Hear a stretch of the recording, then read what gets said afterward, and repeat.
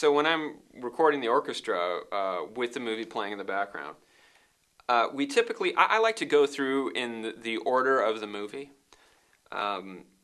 So the pieces, we start recording piece by piece. We don't record it all in one big 2 hour, that would be impossible. The musicians, by the way, which is interesting, have never seen the music, the orchestral musicians.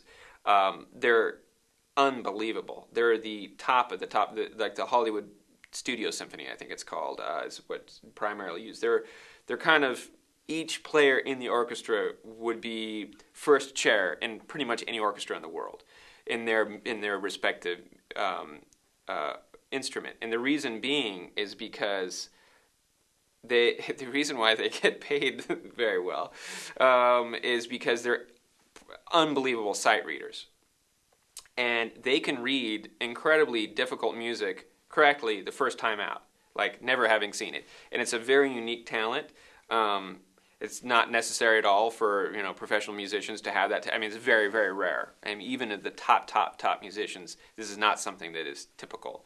So, and film music is sometimes almost unnaturally difficult because of the way you're hitting moments in the film, and it may not work out. You may have kind of a beat going in a piece, and then something happens on the picture. It may not land quite on a nice, steady beat. It may come on an offbeat 16th or a 64th note, and they're reading this stuff, just like the first time. It's the hardest music to read, period.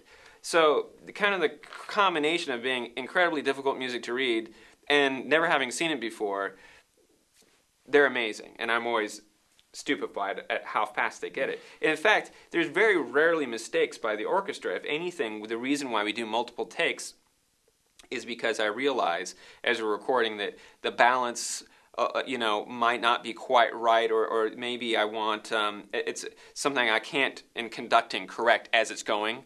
Like they may be playing they may be playing just normal right across bowing just normal on a violin. I may want them to do sul ponticello or something close to the bridge, or something more scratchy, or no vibrato, or maybe use harmonics, or it's weird techniques you could never possibly in conducting have them all change all at once.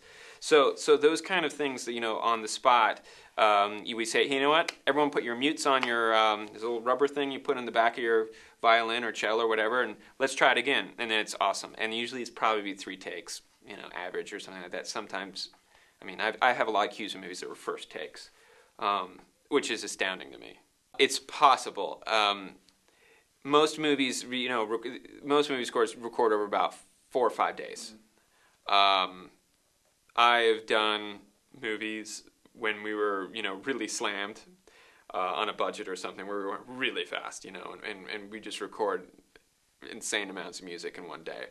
But the sessions are also unionized, so you have 10-minute breaks that come up, and the musicians kind of do their thing, and there's only so much time you can record in a day before you're cut off. So where it's kind of strange, because for me, I'm used to just going full blast all through the night, and I'll just record in my in my studio at all hours. It doesn't matter. But yeah, when you're conducting the orchestra, there's very strict rules, and but that it kind of goes with the territory. The fact that they're so amazing at sight reading and being able to play beautifully the first time out is kind of you end up going very quickly. You can record longer, for instance, in Europe. If you record in London or Prague, there's not as many kind of rules and things like that. But the fact is, they're not going to go nearly the pace that you find in Los Angeles.